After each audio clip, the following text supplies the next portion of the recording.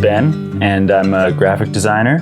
The name of my company would be Boring Friends. I don't know why I would say would be. It is Boring Friends. I do all sorts of different types of work. So I do like illustration, branding, logo design, any sorts of graphic design, all sorts of like merch and apparel. And then on the side, I make my own merch and apparel and sell it online, sell it occasionally in person as well at like pop-up shops or flea markets or wherever I can.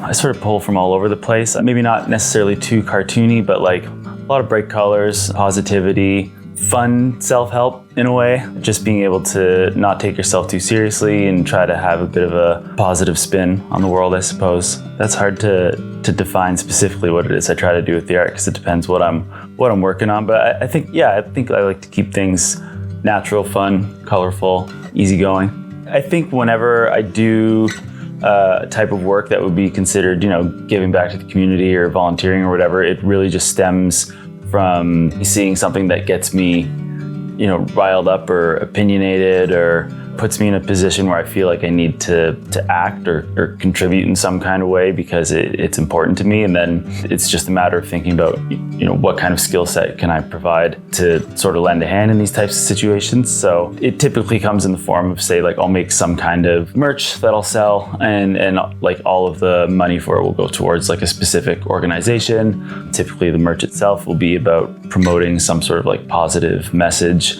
through whatever craziness with social media. I do have like a little bit of a platform, and so when stuff like that comes up, I feel like there's a bit of an onus on me to use that thing that I've been benefited with for positivity and for good and for change. So even if that just comes in the form of me ranting into the void on the internet for a while, every so often that'll mean, there are people who weren't aware of a specific situation who all of a sudden are and want to have a dialogue or they want to learn more about that kind of thing. It's pretty unstructured and probably in the grand scheme of things, like sort of in its infancy. It just sort of came about, again, circling back to the idea that there are a bunch of people that sort of follow me on the internet now, and they tend to all, whenever I post or I post stories or I put whatever out there on the internet, there's always a lot of questions about how I got started or how I do a specific technique in making art. People just have a million questions about being a graphic designer or working for yourself or how to get started or whatever. So rather than giving a 6 or 7 word answer on the internet, I just decided like, why don't I open up some of my time just to talk to people and see what's up. It's really not just focused on people who are necessarily graphic designers or even necessarily creatives. Like I just sort of opened it up as like, once a week or once every 2 weeks, people can sign up to just talk to me on the internet about whatever's on their mind. So whether it's about a specific graphic design question or whether it's about pets or the weather or whatever, I mean, it's 15 minutes at a time. It's even if it's just a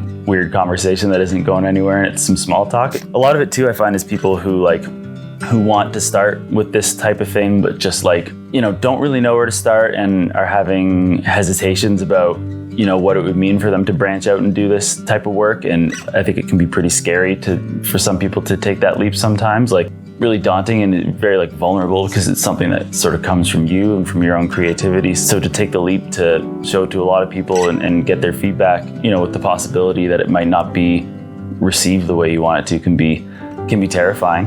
So sometimes I just see my role a little bit as telling people it's going to be fine and nothing matters, and you can just, you got to start somewhere, and nothing's going to burn down just because you started posting stuff on the internet or showing people your art. It's worth taking the leap every time. The art that I make is really just coming from a personal place of here's a thing that's on my mind, or here's a thing that I'm struggling with or thinking about a lot, and here's my way of expressing it and putting it out into the world. And the cool thing about it is there's kind of nothing new or unique under the sun. So anything that I'm feeling or going through, there's going to be tons of other people out there who are experiencing the same thing. And so it just resonates with people because, we tend to all sort of go through the same crazy stuff at the same time because we live in a crazy world at the moment. So anything that I make that resonates with people is pretty cool just to find out that there are other people out there feeling the same way.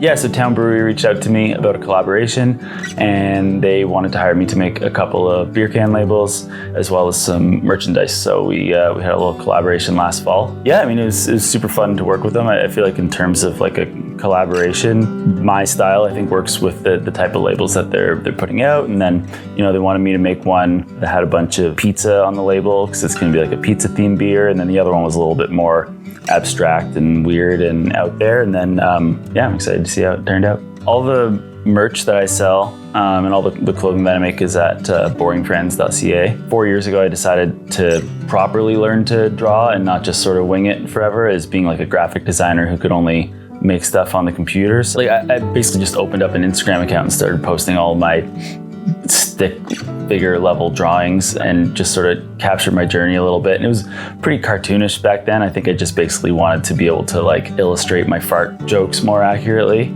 and document being able to learn how to draw. And then, you know, that turned into like drawing certain things. Then people would say like, this should be on a t-shirt somewhere, this should be on a mug. And I'd never done anything like that before. Like I'd never just made t-shirts and sold them on my own. I'd done that type of work before, like at companies that I worked for, but never for myself. Actually, at that point, I was still working at Shopify, and I worked there for like 8 years and never even like opened my own online store. So I was like, hey, I might actually have the tools at my disposal to be able to do that kind of thing. So printed off like a round of t-shirts and shirts and just sold to anyone who would buy it at first, sold to friends and family or whatever. And that went pretty well. And then eventually, you know, quit Shopify and decided to do all this stuff on my own. And then the Boring Friends stuff just kind of took on a bit of a life of its own, where it's sort of moving from being a little bit more sarcastic and weird to like actually merging with me as an identity as like a graphic designer, and then started making shirts and apparel and whatever with the intent of like, you know, I want to make something that actually looks good and that people would actually want to buy, maybe be a little bit more purposeful about like the message that I'm putting out there, or like, you know, the message that people would want to wear on like a shirt or a hat or something like that. And yeah, it's just kind of taken on a life of its own. And so that's just become fully the other side of my business now, where I you know, sell clothes. And it's also just become my wardrobe for the most part, because I have so much of this stuff lying around in my house. I have like, actually like that pile of mail over there is a recent thing that I did. Just put it out there to like anyone who follows me on the internet that like if they send me a bunch of stickers in the mail, that I'll just send them some of my stickers back. Like simple as that, really nothing else to the idea. And I thought maybe like 5 or 6 people would respond and I would get some stickers and send them back. And now I have a pile of mail, and people sent me, actually they sent me like this bandana, which is Alfie's now as of yesterday. And they sent me tons of stickers and like art prints, t-shirts. Someone told me they're gonna send me a bunch of little like miniatures of things that are in my house, which is like pretty cool. Haven't received that one yet, but I'm excited for that. What else? Like hats and like all sorts of cool stuff. So all of a sudden I have, you know, 100 people to get back to with stickers and free merch and handwritten letters and stuff like that. But, you know, a lot of them just included like really nice notes, you know, people saying, thanks for the opportunity to be able to do this, and like happy to trade with you. And it's just been like a nice way to connect with people and make new friends. And even through posting that stuff, actually, like a lot of people in the comments started talking with one another to be like, hey, like let's also do a sticker trade. Let's send these to one another. Like I would kind of like the next step of that to be, maybe I set up some sort of system where everyone can sign up and they get a random person to send some of their stuff to, and that person sends some back. Just a little like secret Santa that doesn't have to be at Christmas or something along those lines. But people were really engaged with the idea, and I think it's just a nice way to like connect and show people what you're about, and you get some like cool stuff in the process. So it's fun.